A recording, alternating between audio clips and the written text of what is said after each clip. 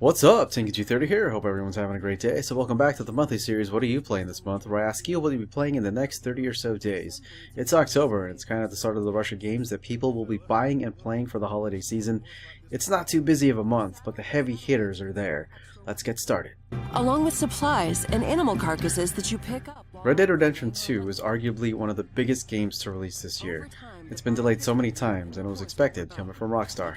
It honestly would have been a surprise if it came out on time. I don't know how to feel knowing that Red Dead Redemption 2 is coming out in less than a month. I really feel like my entire life will be like revolving around the game for the foreseeable future when it releases. You know those kinds of games that you're constantly thinking about wherever you go? This game will probably be my life now. And going to work and everything else will be like some crazy, hazy dream before I wake up to the lawlessness in the West. It will most likely consume me, like Red Dead Redemption before it. I haven't watched anything on it besides the reveal trailer, and this one that's currently in the background because it's for the video, or read anything much about it. I want to experience it to the fullest. I have expectations, and the hype is there. My body is ready. It's out October 26th. On the run across America.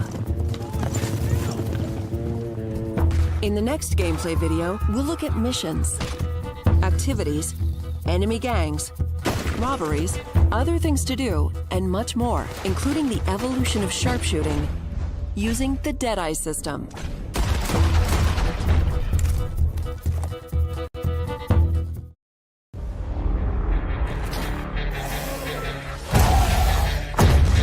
Like I've said in previous episodes of What Are You Playing This Month, the last Call of Duty game that I played was Black Ops 2. I was more of a single-player campaign gamer that delved a bit into the multiplayer then. I wasn't very good in multiplayer, but I still enjoyed it just as much as the explosive eye candy of the story mode. My biggest takeaway from Black Ops 4 is that its Battle Royale mode, Blackout, is pretty good. I didn't really read too much into the specifics, but the articles I did read mentioned in general that the tempo is different, obviously, from its staple multiplayer skirmishes, but it felt fresh and seems to kind of reinvigorate this yearly juggernaut.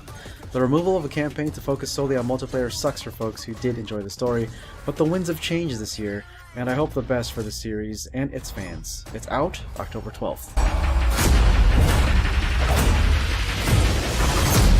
Hey, welcome to the party. Before you, I see a path.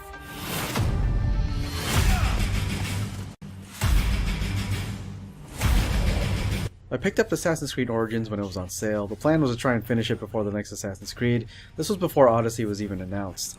I couldn't do it.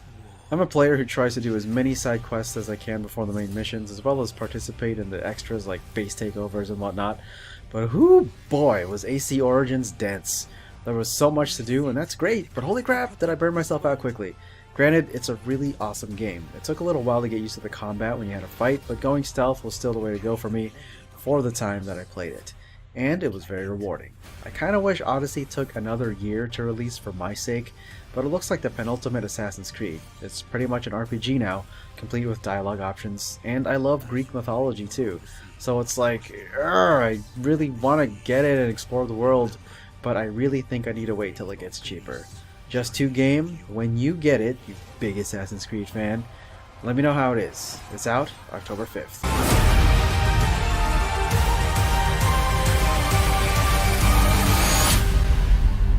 Assassin's Creed Odyssey.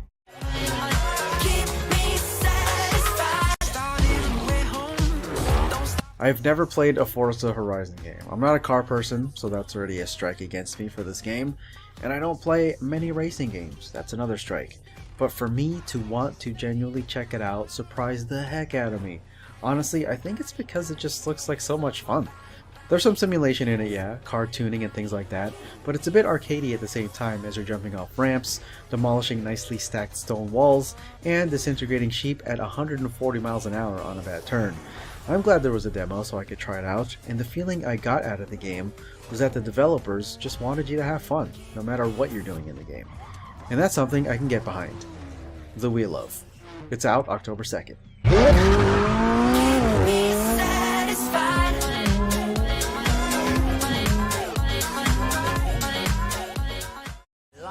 I'm choosing not to back down.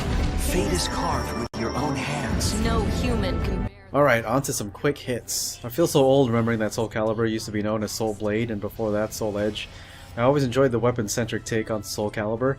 As with all fighting games, I'm not very good, but can always pull off the odd combo that made me think to myself, how did I do that? I'm hoping Soul Calibur 6 does well. The series has always had a place in my heart when I was a kid playing with friends. It's out October 19th.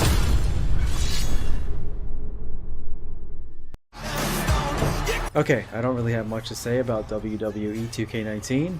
I haven't looked too much into it, but I know someone, Outshot Gaming, that will probably play it, and from there, I'll have to ask him about it and see how it is. It's out October 9th.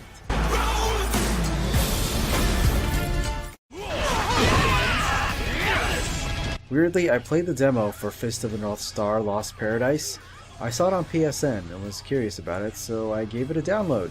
It's definitely got the Mad Max feel to it, but man, the combat, of course, is brutal. I didn't even really know what I was doing, but bad guys were exploding left and right by my martial arts, blood, gore, bleh. I like to give the full game a try, honestly, just because of that demo. It's out October 2nd. Twin execution! Just know I'm going to do anything in my power to stop you. Taken directly from the Steam page, and I quote, "The Occupation is a first-person, fixed-time investigative thriller set in northwest England on 24th October 1987.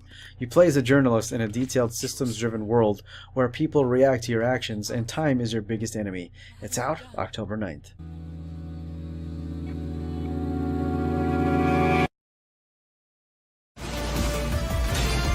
Again, quoted from the Steam page, Mega Man is back. The newest entry in this iconic series blends challenging, classic 2D platforming action with a fresh new visual style. The new double gear system boosts Mega Man's speed and power for a new twist on the satisfying gameplay this series is known for. Out October 2nd. You seeing a pattern here? From Steam. 1924. Private investigator Pierce is sent to look into the tragic death of the Hawkins family, plunge into a world of creeping madness and cosmic horror.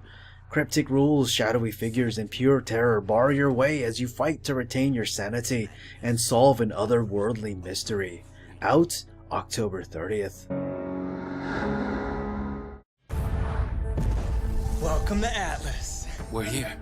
And finally, we come to Starlink Battle for Atlas. The main gimmick in the game is that you can purchase actual physical parts for your spaceship, and as you attach them, they show up in the game.